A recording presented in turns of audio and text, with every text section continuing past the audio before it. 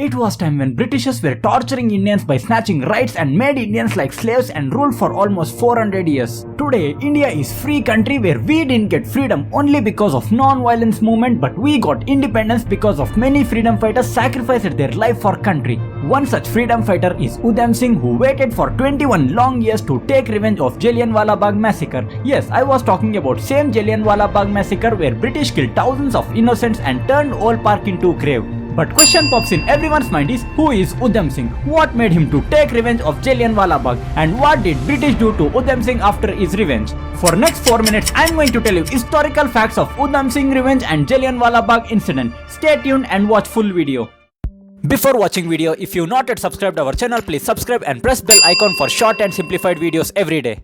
Let's begin our video from December 26, 1899, where Udham Singh was born to father Sardar Tehal Singh and Mata Naren Kaur in Sunam in state of Punjab. It is said that Udham Singh's father was farmer and also he worked as railway crossing gateman in village of Uppali. And at very young age, he lost his father, where Udham Singh and his elder brother was raised by Central Khalsa Orphanage in Amritsar. And it was in year 1919 he cleared his examination and left orphanage. And it was April 7, 1919 when British imposed curfew in parts of Punjab and warned everyone to not involve in any kind of anti-British activities such as freedom movement. Everything was fine until April 13, 1919 when people of Punjab were celebrating Baisakhi in parts of Punjab, which is known as New Year for Sikhs. One such place was Park of Jallianwala Bagh, where more than 1600 people gathered to celebrate Baisakhi festival and to offer prayers peacefully. And one should remember that gathering in Jallianwala Bagh was only to celebrate religious festival and not for any freedom movement, where people in park were unarmed. By knowing gatherings of Sikhs in Jallianwala Bagh, Colonel Reginald Dyer entered park at 5 p.m. with 90 British Indian troops with guns and blocked exit of Jallianwala Bagh.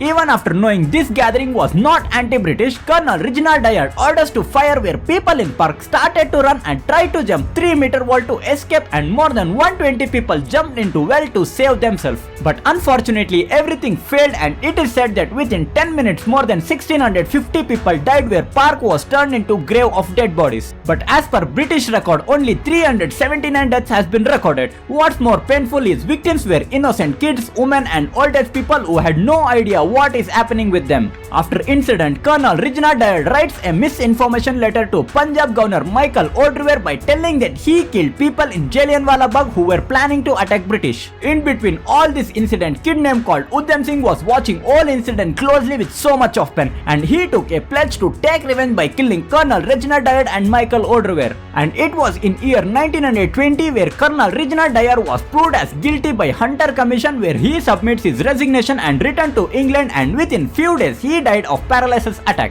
After Jallianwala Bagh incident, Udham Singh was influenced by Bhagat Singh, where he joined Ghadar party to overthrow British rule in India, and also he was uniting Indians in America and were organizing protests. And it was in year 1927 where Udham Singh got orders from Bhagat Singh, where he brought 25 associates and ammunition to fight against British. But saddest thing is, Udham Singh was arrested by British and put him into prison for 5 years. And what's more saddest thing is, by the time he completes his jail term, British hanged Rajguru, Sukhdev and Bhagat Singh to death, where Udham Singh became more violent and wait for right moment to take his revenge. And it was in year 1931 Udham Singh released from prison and went to Germany via Kashmir, and finally it was in year 1935 he reached London and started working as engineer. As Colonel Reginald Dyer died with paralysis attack, it was only O'Dwyer who left to take his revenge, where he was planning day and night to kill O'Dwyer. Just imagine how anger Udham Singh was that he changed his identity and named himself as Ram Mohan Singh Azad. And it was in year 1940 where grand party for Michael O'Dwyer was organized in Coxton Hall of London, and within few minutes of event, one among crowd, Udham Singh fired 5 bullets in chest of Michael O'Dwyer, where he died on spot.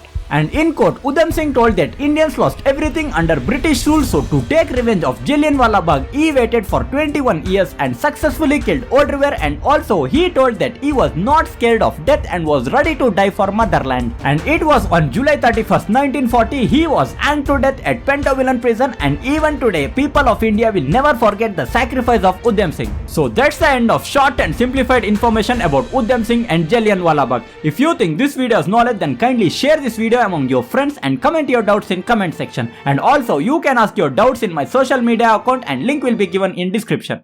Also don't forget to subscribe our channel for more interesting and trending videos.